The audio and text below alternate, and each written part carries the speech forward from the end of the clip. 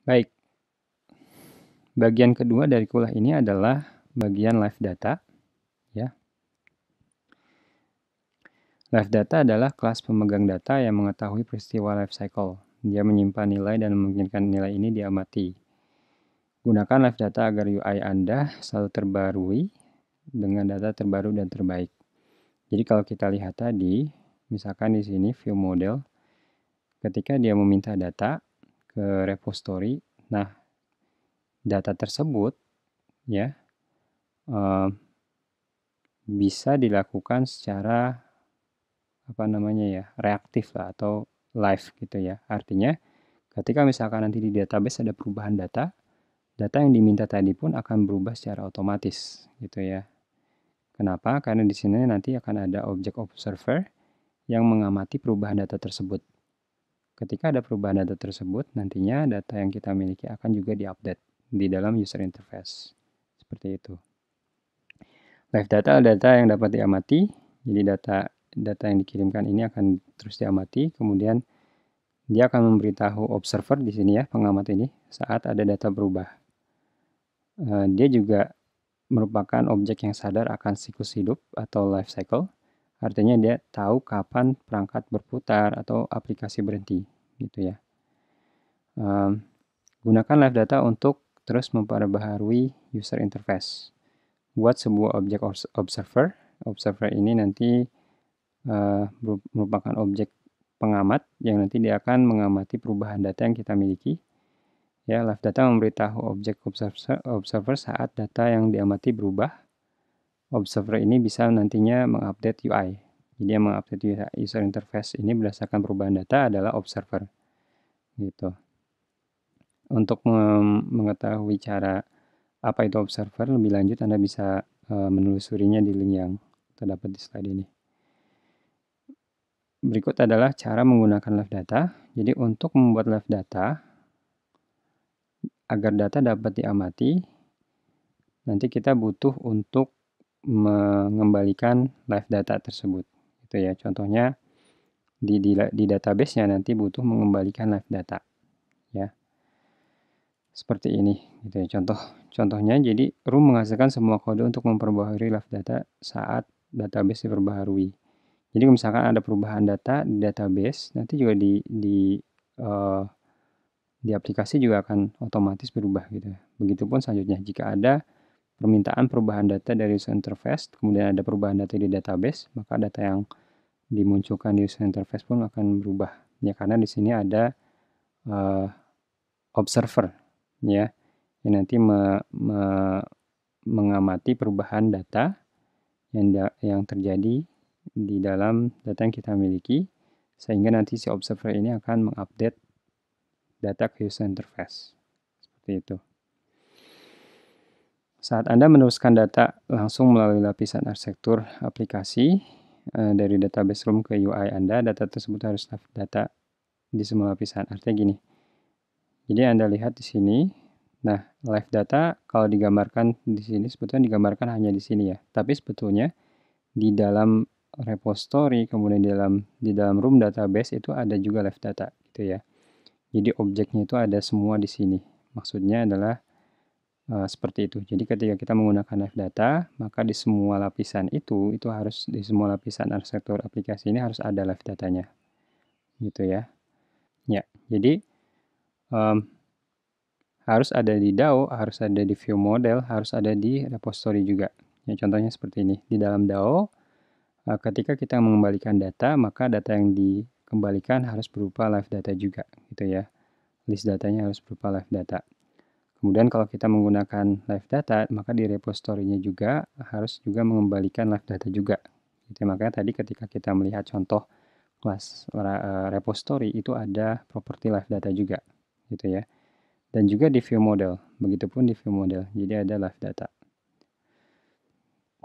Ini yang perlu diperhatikan, jika di repository, maka live data tersebut ya mengambil data dari DAO. Jika ada di view model, maka live data tersebut mengambil data dari repository. Ini ya, ada word DAO, ada repository. Gitu. Nah, bagaimana kita mengamati live data? untuk mengamati live data, maksudnya perubahan data, ya, kita buat sebuah objek observer pada callback on create di di instance activity.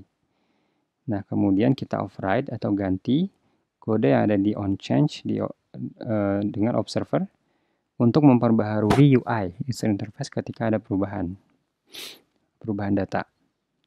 Jadi saat live data berubah, objek observer akan beritahu dan callback on change-nya akan nanti dijalankan, gitu ya.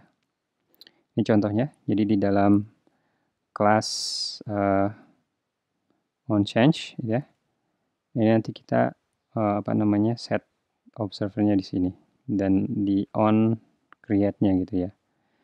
Itu kita buat on create, nanti public on change-nya seperti ini, gitu ya. Jika ada perubahan data, maka nanti dia akan mengubah datanya. Contohnya di sini di widget text gitu ya, nanti dia akan mengupdate data namanya, misalkan seperti itu. Karena dia akan mengobserve ya, jadi model get current name observe this name observe-nya apa itu ya. Ketika ada perubahan, maka ini pun akan dipanggil. Gitu. Dengan menggunakan live data dan juga observer ini kita meminimalisir adanya kebocoran memori atau memory leak. Kenapa? Karena observer ini terikat ke objek lifecycle yang merupakan objek yang memiliki Android lifecycle. Dia nanti akan membersihkan dirinya sendiri saat siklus hidup terkait dihancurkan. Contohnya kalau misalkan ada activity, itu kalau kita membahas mengingat kembali tentang memory leak ya, ada kaitannya juga dengan pengambilan data gitu ya. Karena kan dilakukan secara di belakang layar. Ya, sehingga jika misalkan terjadi perubahan konfigurasi terhadap device yang kita miliki, maka yang tadinya dia sedang melakukan proses dan kembali ke memori yang sebelumnya, dia akan hilang gitu ya. Nah, dengan menggunakan observer ini, hal tersebut akan sangat terminimalisir gitu ya. Tidak ada kebocoran memori. Karena live data selalu update, jika objek lifecycle menjadi tidak aktif, dia akan mendapatkan data terbaru saat menjadi aktif kembali. Ini contohnya, ketika activity di belakang layar mendapatkan data terbaru, dia akan mendapatkan data terbaru tepat setelah kembali ke thread utamanya, gitu ya. Kalau kita misalkan ambil data di belakang layar, maka ketika data tersebut sudah diambil, maka data tersebut akan dikembalikan ke thread utamanya. Live data juga menangani perubahan konfigurasi. Jika suatu activity atau fragmen dibuat ulang karena perubahan konfigurasi, contohnya karena ada rotasi perangkat, activity atau fragmen tersebut juga akan segera menerima data terbaru yang tersedia, gitu ya. Berbagi sumber data, Anda dapat memperluas penggunaan objek live data ini menggunakan pola singleton. Misalnya untuk layanan atau database. Apa singleton itu? Anda bisa baca lebih lanjut di link ini. Objek live data terhubung ke layanan sistem satu kali, dan setiap objek of software yang membutuhkan sumber data dapat melihat objek live data. Ya, Anda bisa lihat juga. Oke, ya jadi seperti itu live data. Ya, kita kembali ke arsitektur aplikasi Android di awal, sehingga kita bisa melihat proses yang terjadi ketika kita menggunakan room, view mode dan live data. Ya, kita coba rangkum ya. Jadi arsitektur aplikasi ini merupakan sebuah framework ya yang digunakan untuk membuat penstrukturan aplikasi atau kode yang kita miliki lebih tertata rapi gitu ya. Khususnya ketika nanti terkait dengan data gitu. Nah, di bagian paling bawah ini ada yang namanya room database. Room database ini nanti yang menyimpan data dan memberikan akses terhadap komponen luar ya. Di dalam room database ini ada entity yang merupakan skema dari data yang kita nanti miliki, kemudian data tersebut nanti disimpan di dalam SQLite, dan untuk mengakses datanya, komponen luar harus memanggil DAO ini, ya, yang di-wrap semuanya di dalam sebuah kelas room database. Kemudian ada view model dan live data.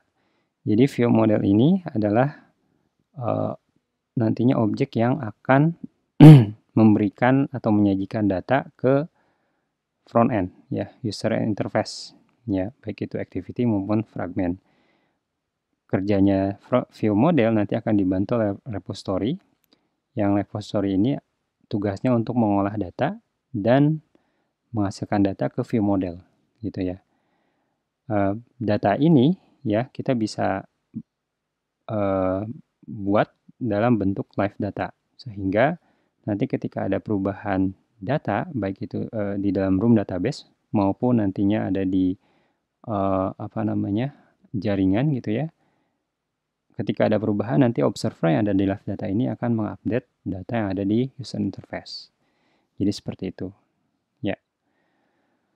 Baik, kurang lebih pembahasan tentang arsitektur aplikasi kita sudahi di live data dan view model.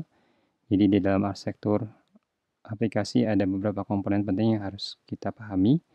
Yang pertama adalah room, kemudian ada live data, dan ada view model. Di dalamnya juga ada beberapa komponen tambahan seperti repository dan juga komponen-komponen kecil yang ada di setiap bagian komponen ini, gitu ya. Demikian pembahasan tentang menyimpan data dengan room. Terima kasih. Assalamualaikum warahmatullahi wabarakatuh.